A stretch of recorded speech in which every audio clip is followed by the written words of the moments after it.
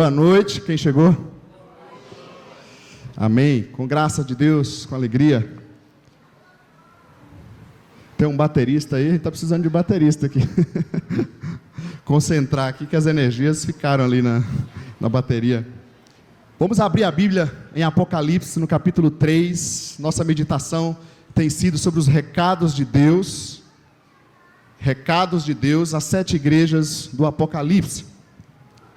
Cada igreja dessa, ela representa uma característica para a igreja de Cristo no mundo afora. Abre lá sua Bíblia em Apocalipse, capítulo 3, do versículo 7 ao 13. Quando você está abrindo, vamos relembrar um pouquinho. Primeiro recado do Senhor, lá em Éfeso.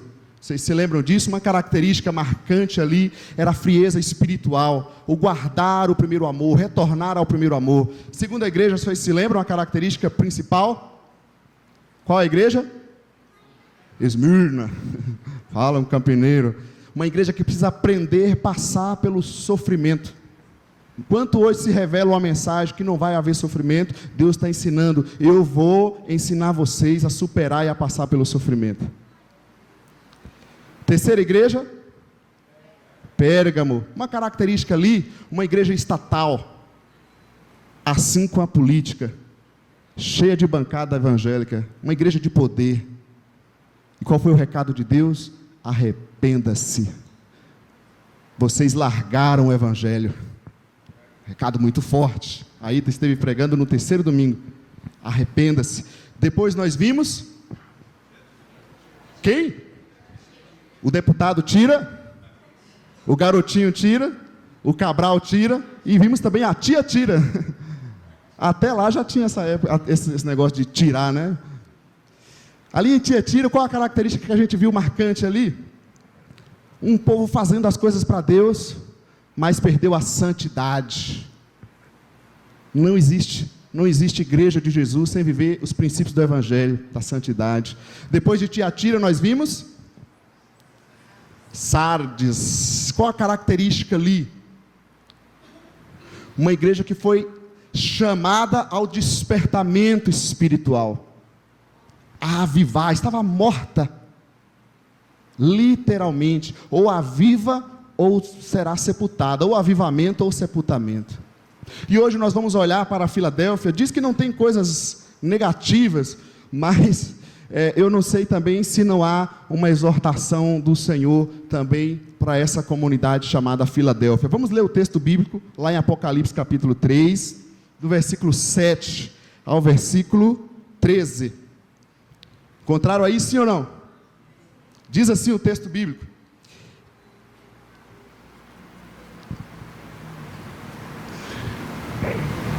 ao anjo da igreja em Filadélfia escreve: estas coisas diz o santo, o verdadeiro, aquele que tem a chave de Davi, que abre e ninguém fechará, e que fecha e ninguém abrirá. Conheço as tuas obras, eis que tenho posto diante de ti uma porta aberta, a qual ninguém pode fechar. Que tens pouca força, entretanto guardaste a minha palavra e não negaste o meu nome. Eis, farei que alguns dos que são da sinagoga de Satanás, essa sinagoga gosta de aparecer em todo lugar, né? Desses que aí si mesmo se declaram judeus e não são, mas mentem, eis que os farei vir e prostrar-se aos teus pés e conhecer que eu te amei, porque guardaste a palavra da minha perseverança. Também eu te guardarei da hora da provação que há de vir sobre o mundo inteiro, para experimentar os que habitam sobre a terra. Venho sem demora, conserva o que tens, para que ninguém tome a tua coroa. Ao vencedor, falo-ei coluna no santuário do meu Deus, e daí jamais sairá. Gravarei também sobre ele o nome do meu Deus, o nome da cidade do meu Deus, a nova Jerusalém que desce do céu, vinda da parte do meu Deus, e o meu novo nome. Quem tem ouvidos, ouça o que o Espírito diz às igrejas.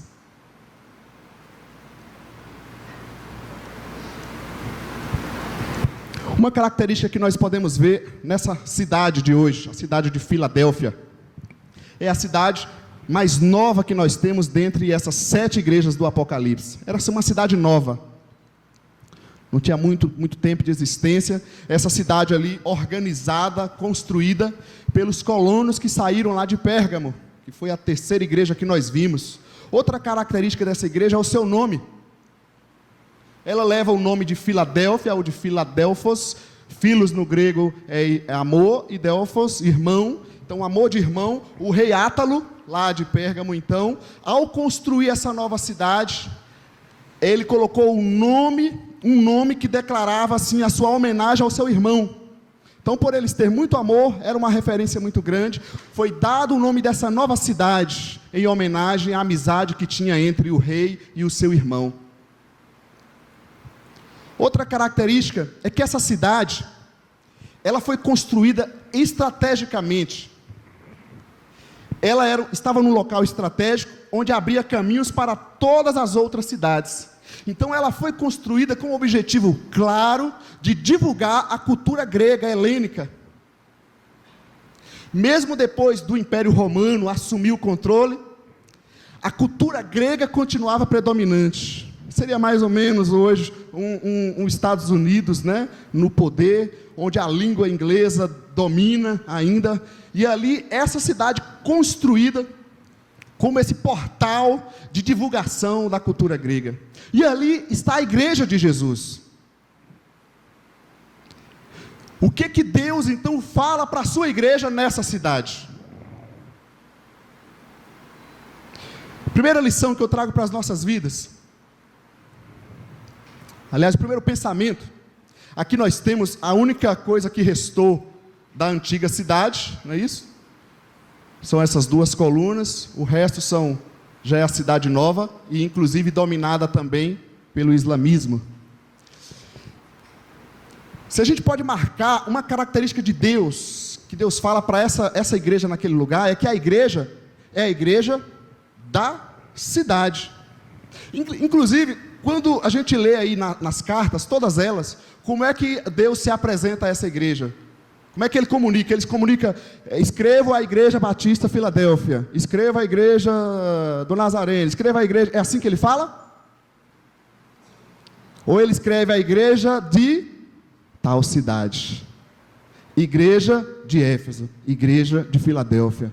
A igreja, ela só é igreja de Jesus, ela é igreja de Jesus para ser igreja da cidade. Agora, vejamos as lições que o Senhor traz aqui nesse texto bíblico. Primeira lição que eu olho, gente, Deus vai dizer para o seu povo: olhe para Cristo, não para as circunstâncias. Constantemente a gente tem que falar isso um para o outro, porque o viver em comunidade, o viver a fé, tem também os seus desafios. E muitas vezes nós nos pegamos olhando para outras coisas, para outros lugares que não é o Cristo. E Deus começa a falar com essa igreja dizendo: olhe para Cristo, não para as circunstâncias. E já veremos alguns pontos aqui. Primeira coisa, eles tinham um contexto não muito diferente do nosso. Centenas de divindades, centenas de religiões. É comum nesse contexto você muitas vezes ficar confuso. Afinal, qual é o caminho? Então, todas as religiões, todos os deuses, tem Deus para todo tipo, santo para todo tipo. Se você precisa estar com a unha encravada, tem um santo tal. Se você precisa disso, precisa daquilo, tudo tem santo, tudo tem Deus. E assim era o contexto deles. Um contexto de muita religiosidade. Mas outra característica interessante deles é que existia ali um grupo exclusivista que perseguia a igreja, que perseguia os cristãos daquela cidade. O que esse grupo exclusivista fazia? Eles diziam que eles não podiam ser salvos, que eles não eram salvos, porque eles não eram descendentes de Abraão. Essa é a chamada sinagoga de Satanás. E isso é muito comum. Ainda hoje nós vemos aqueles grupos que se dizem assim: só nós somos salvos, só a igreja tal que salva, não é assim? Para ser salvo você precisa guardar isso, fazer isso, tem que fazer não sei o que, não pode usar isso, não pode usar aquilo. Assim era esse grupo dentro dessa igreja. Lembra que a igreja é a igreja da cidade, e esse grupo andava ali perturbando os irmãos, perturbando a fé deles, trazendo confusão. Aí Deus manda esse recado para eles: Eis, no versículo 9 que nós lemos, eis que eu farei aos da sinagoga de Satanás, aos que se dizem judeus e não são, mas mentem, eis que eu farei que venham e adorem prostrados aos teus pés, e saibam que eu te amo. Em primeiro lugar, não está dizendo assim, eles vão ver quem é crente neste lugar, eu vou ver ainda amanhã, eles aqui dobrar o joelho na minha frente, e ter que reconhecer que eu sou de Deus. Não é isso que Deus está mandando. A palavra de Deus não nos mostra em nenhum lugar ser prepotente dessa forma. Quando ele se refere que eles virão, adorarão, prostrados aos teus pés, é que eles reconhecerão o poder de Deus, e estarão ali juntos com eles, entendendo que ali está a igreja de Jesus, porque eles servem ao Deus Altíssimo. Aquelas pessoas, aquelas coisas que nos perturbam, que nos atrapalham, o que nós temos que fazer? Olhar para Cristo, e deixa que Cristo vai cuidar dele. Está falando de você? Deixa. Está pensando mal? Deixa. Deus é que vai trabalhar nesse negócio. Não tire os seus olhos do Cristo, que é o nosso alvo, que é o nosso centro. Deixa que Deus vai trabalhar na vida dela. Está te perturbando porque agora você começou a vir na igreja? É bem comum isso, né? Você faz tudo. Você pode embriagar, viver caído pelas ruas, está todo mundo achando massa, olha que cara legal. Aí você falando, estou indo na igreja, ficou crentão, agora virou careta. Deixa falar. Olhe para Cristo. E por que olhar para Cristo, gente? Veja só como Jesus se apresenta para essa igreja. Ele se apresenta como o santo e verdadeiro. Isso aqui é forte. Em primeiro lugar, a ideia de ser santo. Jesus está dizendo, eu não sou esse povo aí que está te perturbando. Eu não sou essas perturbações que vocês estão tendo. Eu sou aquele que é santo, aquele que está verdadeiramente separado do pecado, da corrupção, do relativismo. Nessa sociedade onde não há mais padrão, onde não há mais conceito do que é certo e do que é errado, nessa sociedade onde os próprios deputados evangélicos estão votando contra a sociedade, eu sou o santo, olhe para Cristo. A pessoa falhou, mas eu não vou mais na igreja, porque a pessoa viu lá, a pessoa falhou. E quem te falou que na igreja tem pessoas perfeitas? Você ouviu esse evangelho aonde? Porque na Bíblia não está. Na Bíblia diz que Jesus veio para os doentes. Percebendo? Olhe para Cristo. Se o outro está fraco, se você é mais espiritual, ajude ele a levantar.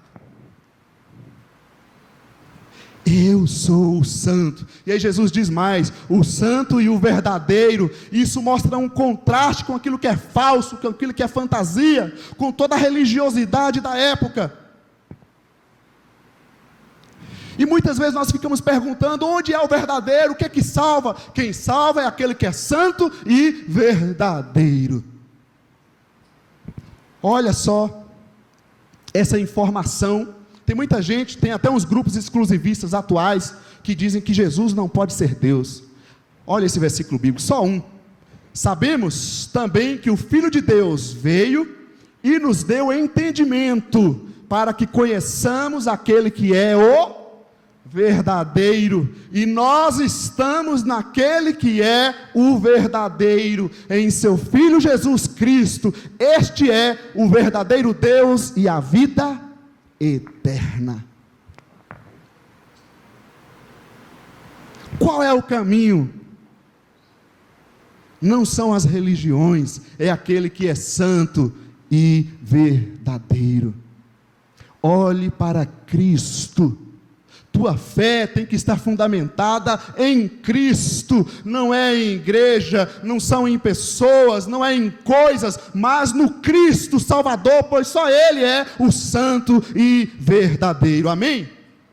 E mais um detalhe, a Bíblia já nos incentiva a fazer isso, olhando para Jesus, autor e consumador da fé.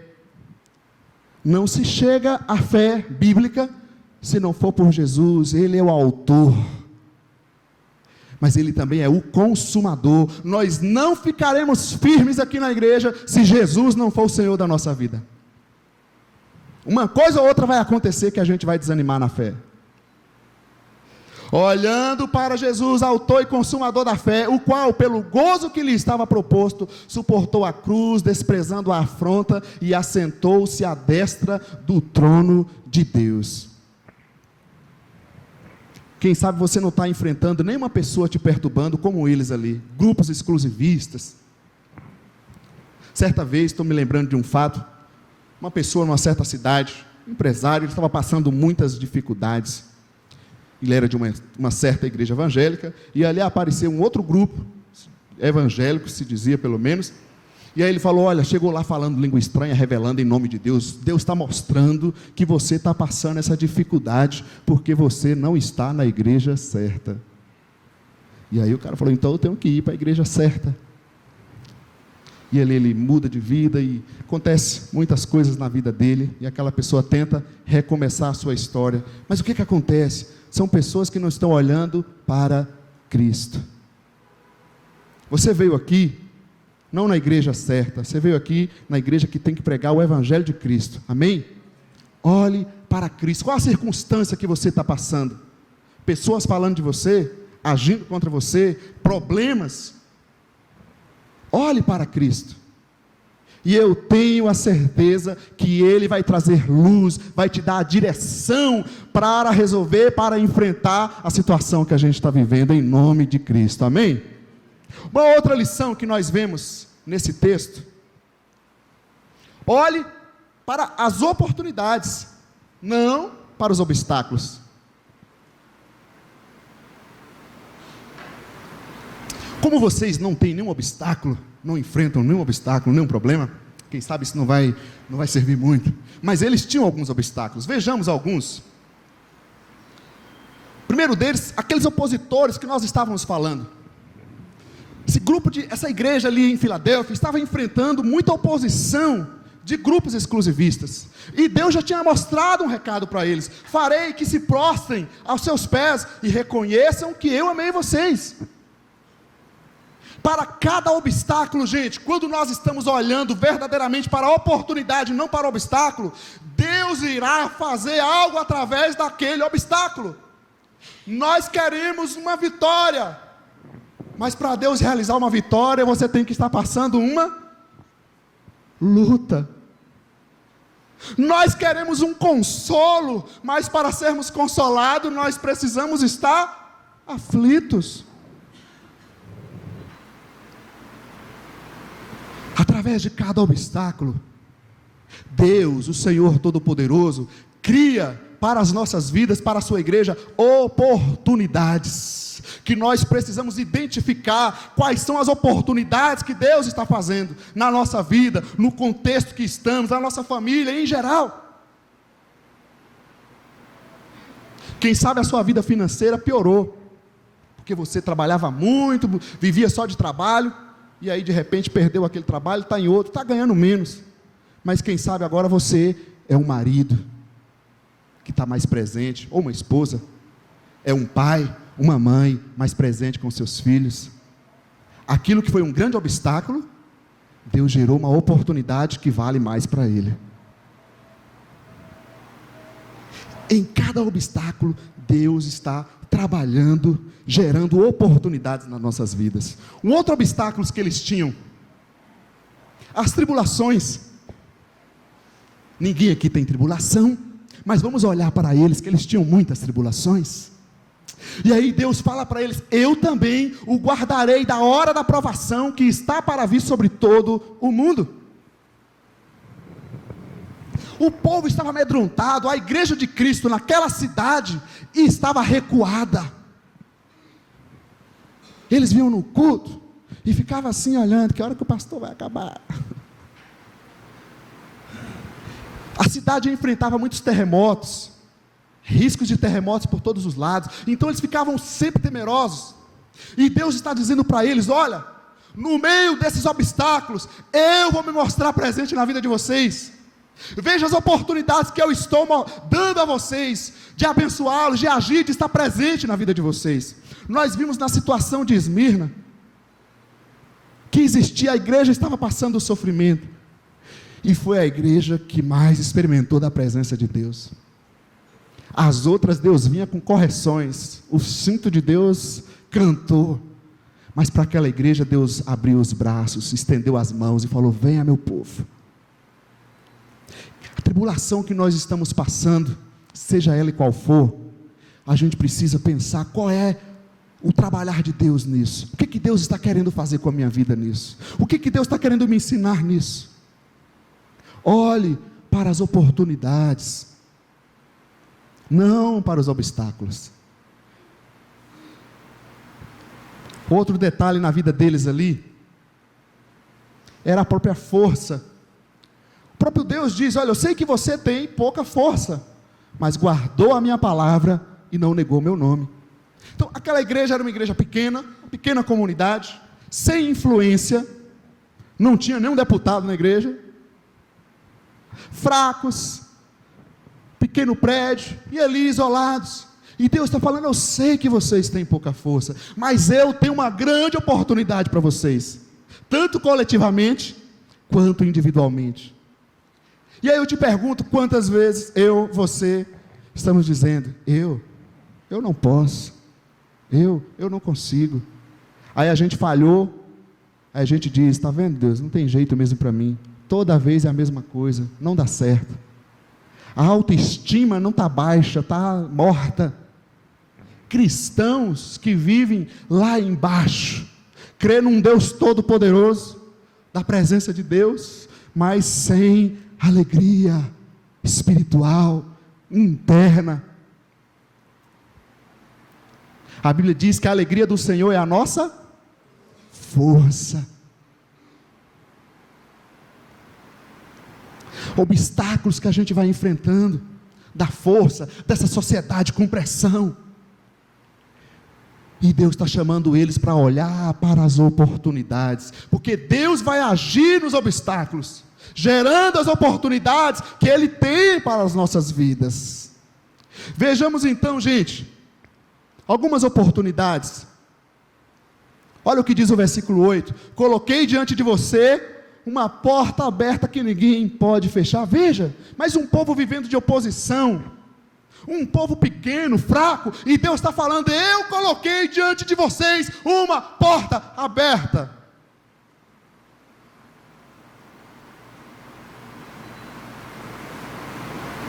Um povo que falava: não, eu não sou ninguém, eu não posso, eu não consigo, estou desanimado, estou acabado.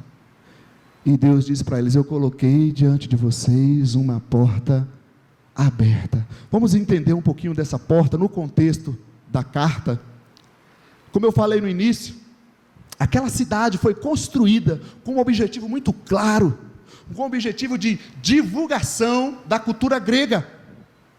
Aquela cidade, gente, era uma cidade referencial em toda aquela região. Ela abria portas para todos os lugares, era uma cidade central. E aí Deus vem e fala para a igreja: assim como essa cidade que vocês estão, que foi organizada com um propósito muito claro, eu coloquei vocês neste lugar com um propósito muito claro. Vocês são a minha igreja nesse lugar, como fonte de referência, de divulgação do meu nome. Se aquela cidade era uma cidade tão referência naquele lugar, abrindo canais para todo o mundo da época, o que a igreja de Jesus, um povo que crê no Deus vivo, está fazendo naquele lugar, recuado, se sentindo fraco? Deus diz: eu coloquei diante de vocês uma porta aberta. Mas nós podemos pensar nisso, não somente no sentido comunitário, mas no sentido da nossa vida individual. Olha para essa cidade, olha para a sua família.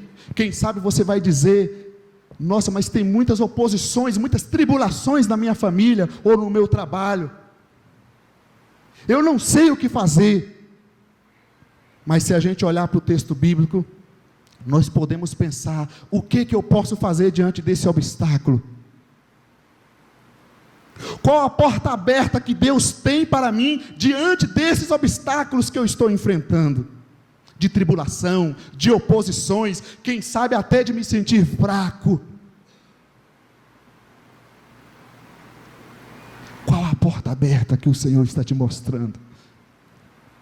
Porque Deus tem uma porta aberta para as nossas vidas, amém? E não somente uma porta aberta.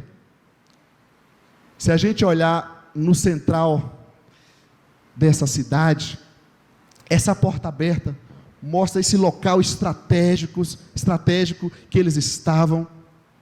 E ali eles estavam com uma missão muito clara. Eu penso nisso, que nós não podemos viver uma vida cristã vitoriosa, autêntica, e quando eu digo vitoriosa, não significa que não temos problemas, mas uma pessoa que sabe viver conforme a identidade em Cristo. Nós não podemos, se nós não entendermos quem nós somos em Cristo Jesus. Em todas essas cartas que nós estamos estudando em Apocalipse, o Senhor se apresenta, nos primeiros versículos, como o Cristo da igreja. Não é assim? Ele diz, olha, no nosso caso de hoje, isto diz o santo e verdadeiro. Sabe o que eu penso? Parece que muitas vezes a gente está tentando ser igreja sem o Cristo. Ser um cristão sem o Cristo. Isso é impossível. Nós estamos num local estratégico do Senhor, que pode ser sua família, seu trabalho. Olhe para as oportunidades que Deus te dá para transformar o seu contexto familiar, seu contexto de trabalho, seu contexto de cidade. O que é que Deus está fazendo? Qual é o agir do Senhor? Não recue, não pense que tem pouca força, não se amedronte diante dos opositores, diante das tribulações, mas veja a porta do Senhor, olhe com os olhos de Deus, com a porta de Deus, olhe para as oportunidades. Um outro detalhe então, nessas oportunidades, ele diz lá no versículo 7, que ele tem a chave de Davi.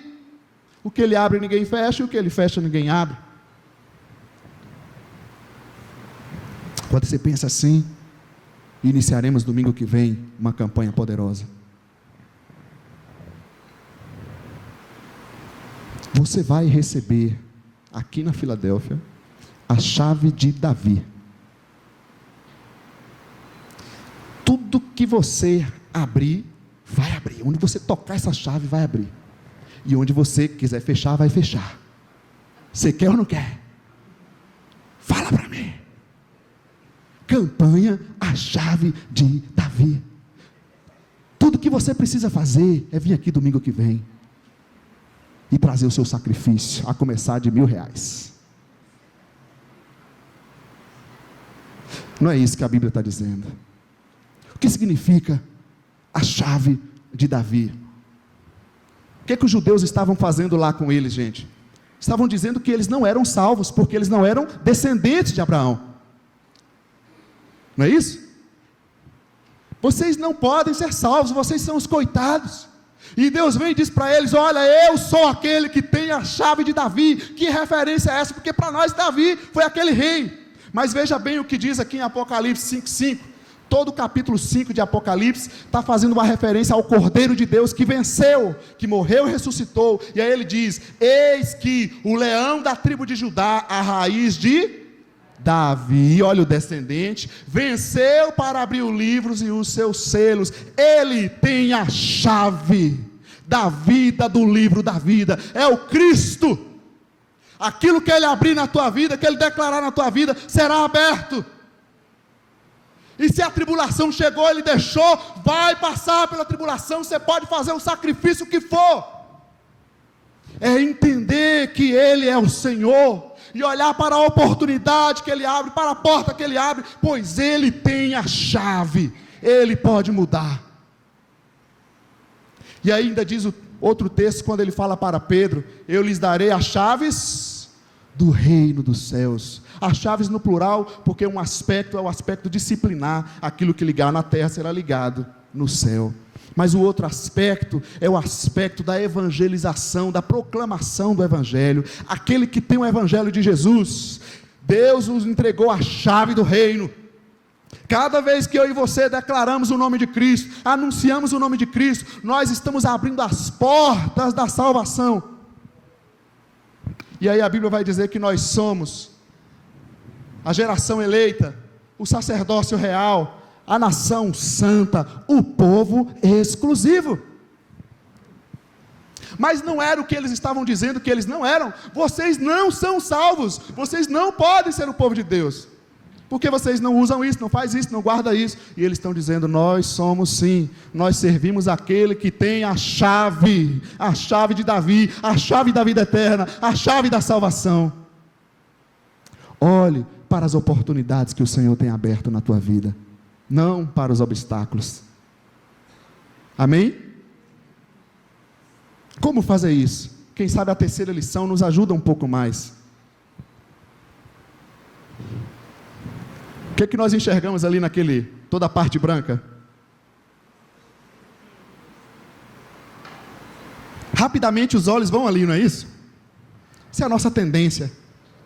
Sempre ver o negativo, sempre ver o erro, sempre ver o ponto fraco. Então eu diria aqui, olhe pela macrovisão espiritual, palavrão, né? Mas para a gente entender a visão espiritual, o olhar de Deus, a ótica de Deus, não pelo reducionismo imediato. Vamos entender isso. Se eu quero viver uma vida cristã no Senhor, eu tenho que olhar para Cristo, eu tenho que olhar para as oportunidades que Ele tem, mas eu tenho que olhar pela macrovisão espiritual. Vou te dar alguns exemplos. Toda vez que a igreja, que alguma pessoa do Evangelho, tentou viver o Evangelho pelo reducionismo imediato, pelos seus desejos, eles sempre se deram mal. Olha esse exemplo de Esaú: não haja nenhum imoral ou profano como Esaú, que por uma refeição vendeu os seus direitos de herança como filho mais velho. No Antigo Testamento, o filho mais velho se tornava ali o representante, o sucessor do pai. Como é que nós vendemos a salvação, a fé que temos, vencemos o nosso ânimo, entregamos o nosso ânimo espiritual, nos entregamos à incredulidade, ao mal, diante de um desejo imediato? A nossa ética: eu estou desempregado, mas apareceu um certo emprego injusto, e a pessoa abre mão daquilo que ela é, por causa de algo momentâneo, por causa de um desejo, e assim ela vai se escravizando e se destruindo. Outro exemplo, o salmista: pois tive inveja dos arrogantes quando vi a prosperidade desses ímpios. O salmista começou o Salmo 73 falando assim: olha, eu olho para os ímpios, eles roubam, mentem, faz isso, faz aquilo, estão tudo ricos. Sabe de uma? Estou cansado desse negócio de igreja, de Deus, de Jesus, não sei o que, de ética. Todo mundo peca, por que eu não vou pecar? Todo mundo faz, por que eu não vou fazer? Todo mundo pode, por que eu não posso? E aí ele chega no final do Salmo, pela graça de Deus, e a mente volta para o normal. Ele fala: não, Senhor, me perdoa. Outro exemplo, Malaquias 3,14. Olha o que o povo de Deus estava falando: o que ganhamos quando obedecemos aos seus preceitos e mandamentos, seus preceitos, e andamos lamentando diante do Senhor dos Exércitos. Quando somos levados pelo reducionismo imediato, por aquela circunstância imediata, nós caímos na carnalidade de tal forma que nós abrimos mão de toda a glória do Senhor. O que a gente está ganhando com isso? Olha a mentalidade. E aí eu quero lembrar vocês uma história. Chegou uma pessoa lá, salva, né? Morreu e chegou no céu lá. E aí ele chega no céu, Jesus, um bom recepcionista, está lá recebendo: bem-vindo querido Ricardo, ó Tildes, né? Que nome a gente usa aqui. Aí chega lá e vai me apresentar: olha o céu. Aí ele começa a mostrar a rua de ouro, jardim, uma coisa linda, e fala: rapaz, que lugar bonito, que paz. E aí ele fala: mas aqui não tem lágrima?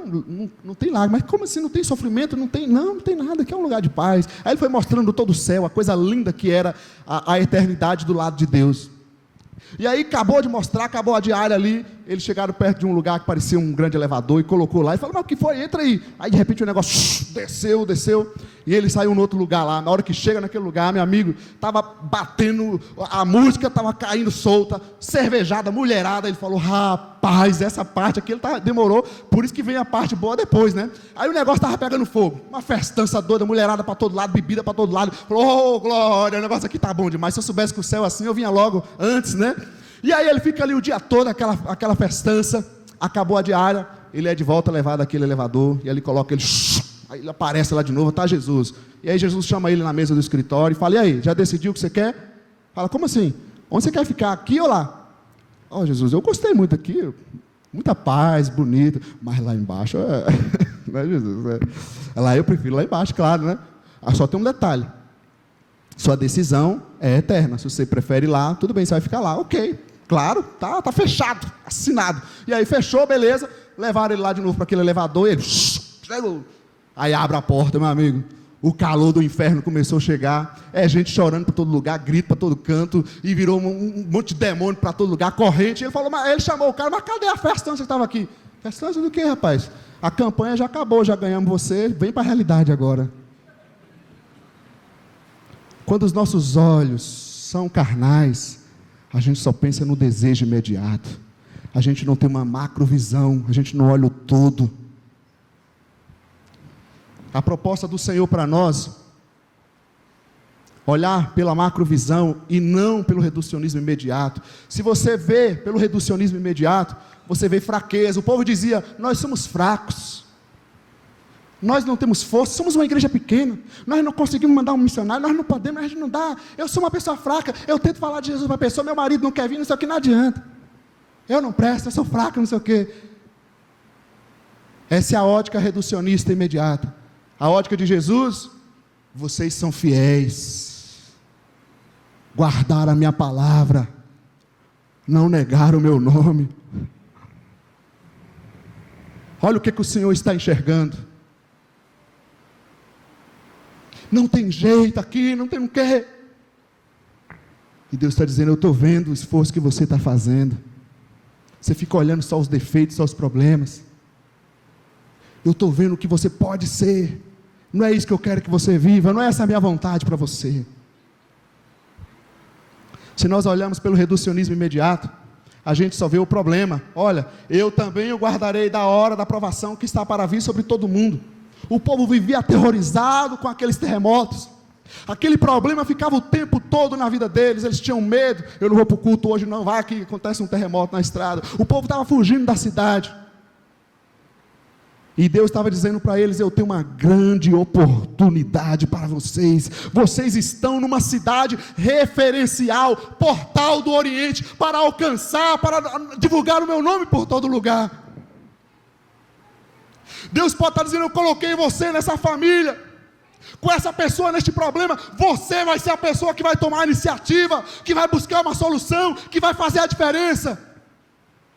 Mas aquela mentalidade fechada, a gente fala, não, tem tanto problema aqui, eu vou me separar, eu vou sair, eu quero fugir. Você está naquele trabalho, com aquele chefe, com aquele problema, diz, não tem mais jeito. E Deus está querendo mostrar a oportunidade de você servir e mostrar o que é ser um servo de Deus. A macrovisão espiritual. Um outro detalhe nesse texto. Quando nós vivemos pelo reducionismo imediato, a gente vive de incertezas. Os terremotos estão aí, a crise está aí, qualquer momento a gente pode ser demitido. O que vai ser da minha vida? Não sei o que fazer mais da minha vida. Mas quando nós vivemos pela macrovisão espiritual, a gente vive de segurança. Qual é a nossa segurança? O Senhor diz, eu venho em breve, retenha o que tem. A palavra da salvação que você recebeu, a fé que você se firmou, fica firme no Senhor, viva de segurança, como Jó disse, eu sei que o meu Redentor vive. E quando foi que ele falou isso? No meio de toda aquela tribulação que ele estava passando. A macrovisão espiritual nos faz enxergar o todo, não o problema do momento, que nos traz incertezas e inseguranças, mas nos faz ver o que Deus Deus tem de fato para nós. Ele pode mudar a história, Ele pode mudar a família, Ele pode mudar a minha vida. Retenha o que tem, eu farei de vocês coluna no templo, darei um novo nome.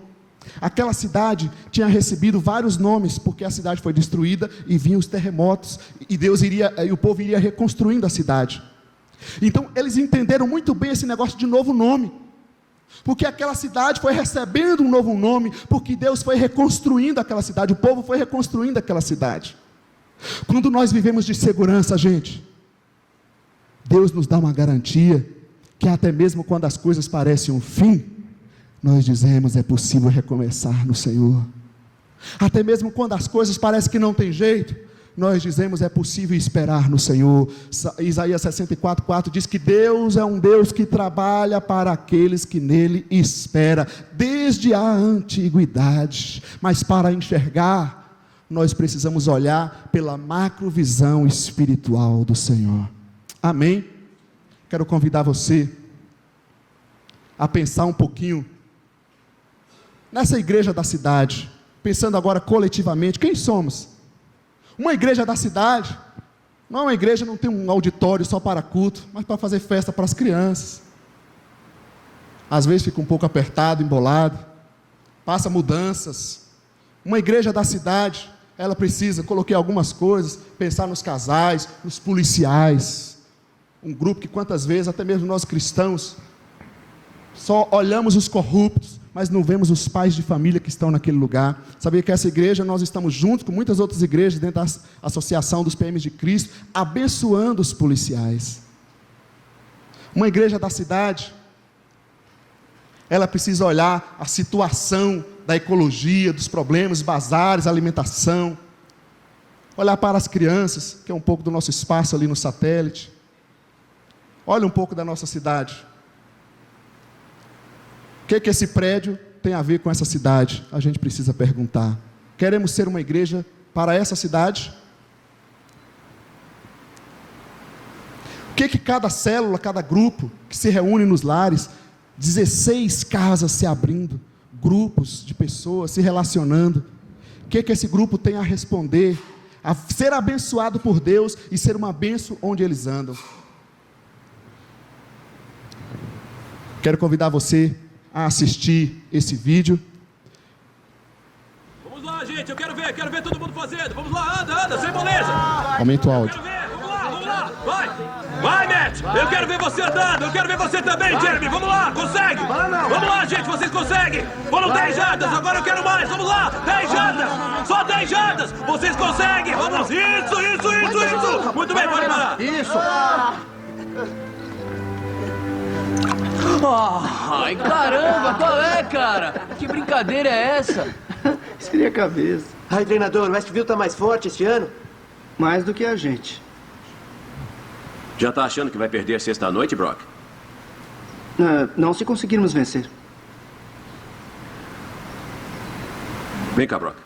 Você também, Jeremy. Que, me dei mal? Ainda não. Quero ver você fazer o exercício de novo, só que eu quero que você dê o melhor de si. Quer que eu faça 30? Não, eu acho que você consegue 50. 50? Faça 50 se não tiver ninguém nas minhas costas. Pode fazer isso com ele nas suas costas, mas mesmo que não consiga, eu quero que dê o melhor de si, entendeu? Tá. O melhor. Tá legal. Vai dar o melhor de si. Eu vou dar o melhor de mim. Ótimo, mais uma coisa. Vai fazer isso vendado. Por quê? Porque eu não quero que você desista a um certo ponto quando pode ir além. Agora se abaixe. Jeremy, suba nas costas dele. Olha só, eu quero ver ele. Segura bem firme, Jeremy. Tudo bem. Vamos lá, Brock. Levante o joelho, só as mãos e os pés no chão. Vamos lá. Continue. Isso. Quero ver a resistência. É isso aí, Brock. Continue. Vai, garoto. Vai lá, você consegue. Vai. Consegue sim. Isso aí, mais um pouco. Vamos lá. Você consegue, garoto. Força aí. Ele tá muito cansado. Isso, Brock. Vamos lá. Eu já cheguei aos 20? Esqueça os 20. Dê o melhor de si. Continue. Você consegue mais do que isso, Brock. Não pare. Eu não parei. Só tô descansando. Vamos lá, tem que continuar. Não pode parar enquanto não fizer tudo. Vamos, continue. Isso aí. Você consegue. Vai, Brock. Vai. Você tem força. Dá o melhor de si. Vamos lá. Vai, Brock. Você tem força. Muita força. Vamos. Você consegue. Dá o melhor de si. Continue. Continue. Vai, Brock. Você consegue. Vai, Brock. Continue. Não coloque os joelhos no chão. É isso aí. Dê o máximo de si. Vai, não pare. Você consegue. Você consegue. Não pare. Isso mesmo. Isso mesmo. Vai, garoto. Continue. Não coloque os joelhos no chão. Continue. Não pare, não desista, você vai conseguir. Continue, Brock, isso aí, continue. Dê o melhor de si, dê o melhor de si. Vai, continue, Brock. Vai, continua. Tá doendo. Não reclame, dê tudo de si, continue. Continue, é isso aí, é isso aí. Tá doendo. Eu sei que tá doendo. Eu tô sem forças. Então negocie com o seu corpo para encontrar mais força, mas não desista, Brock, você consegue. Você está indo bem, continue, cara, continue. Vamos lá, garoto, você consegue, dê o melhor de si. Tá doendo. Eu sei que está, mas continue. Agora é só o coração, não pode parar, Brock. Vamos lá, você consegue. Vamos lá, continue, continue. Tá doendo. Eu sei que está, Meus braços mas estão não queimando. desista, Brock. Continue, você consegue, garoto, vamos lá. Vai, isso, doendo. dá o melhor de si, cara, não para. Continue, vai. Tá doendo. Eu sei que tá doendo, mas continue. Vamos lá, Brock. Você consegue. Vamos, Brock. Vamos lá. Olha, só mais um pouco. Vamos lá, Brock. Continue. Não desista, cara. Não desista. Só mais um pouco. Vamos, Brock. Continue. Você consegue, Brock. Consegue sim. Vai, Brock. Você consegue. Anda, Brock. Só mais um pouco. Só mais um pouco. Vamos, Brock. Anda, Brock. Mais um passo. Passo após passo. Vamos, Brock. Continue. Continue. Não desista. Não desista. Você está chegando. Você está chegando. Vamos, Brock. Não desista. Continue. Vai, Brock. Mais um pouquinho. Não para, não. Não para, não. Vai, Brock. Você consegue, cara. Você consegue. Anda, garoto. Anda, garoto. Dá o melhor de si. É só coração agora. Não para, não. Vai. Você vai conseguir. Vai, Brock. Vai, Brock. Eu cheguei nos 50. Eu cheguei, eu não aguento mais.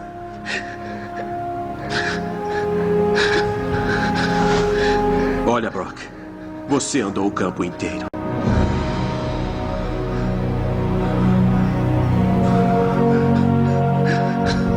Brock, você é o jogador mais influente deste time. Se andar por aí derrotado, eles vão andar também. Não me diga que não pode me dar mais do que eu vi. Você carregou um jogador de 60 quilos por todo o campo, então faça um favor. Eu preciso de você, Brock. Brock, eu preciso de você. Deus te deu a capacidade de liderar, então não desperdice isso. Treinador. Posso contar com você? Pode. Treinador, O que é, Jeremy? eu peso 68.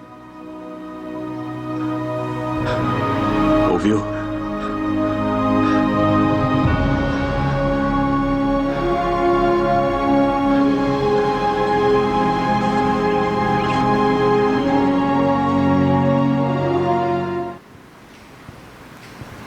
Claro que nós estamos aqui diante de um atleta, de toda aquela exigência. Mas quando eu pensei nesse filme, eu vejo a força, a visão que ele nos traz para olhar diferente, para pensar diferente. Nós meditamos hoje, dizendo que precisamos olhar para Cristo. Esse é o recado do Senhor. Não tem como nós vivermos o plano de Deus para nós, se não for olhando para Cristo. Mesmo numa sociedade com tanta religiosidade, com tantos problemas, as nossas lutas internas e externas, olhe para Cristo. Se Cristo não é o teu Senhor, o teu Salvador, se Cristo não é o santo e verdadeiro na minha vida, na tua vida, se nós vivemos baseados em tradições religiosas, isso não nos traz a salvação, a fé que nos leva a vencer o mundo. João diz isso, a fé que nos faz vencer o mundo. fé em Cristo. Olhe para Cristo, para que possa superar, em primeiro lugar, você mesmo. Quantas vezes nós temos dito ao próprio Deus, não dá. Temos desistido da nossa vida, temos desistido, quem sabe, até da família, temos desistido do avivamento espiritual, acomodando com as coisas que temos. Não, refaça o compromisso com o Senhor e Salvador. Olhe para Cristo, mas olhe também para as oportunidades que o Cristo nos abre, que Ele mostra em meio a todos os obstáculos, em meio a todas as tribulações que temos. Deus tem uma grande oportunidade para nós. Quem sabe em meio a todo esse problema, é Deus nos chamando para tomar uma decisão definitiva com Ele. É Deus nos dizendo que nós não podemos viver dependendo de nós mesmos, da nossa autoconfiança. É Deus nos chamando a uma posição, a uma vida cristã diferente.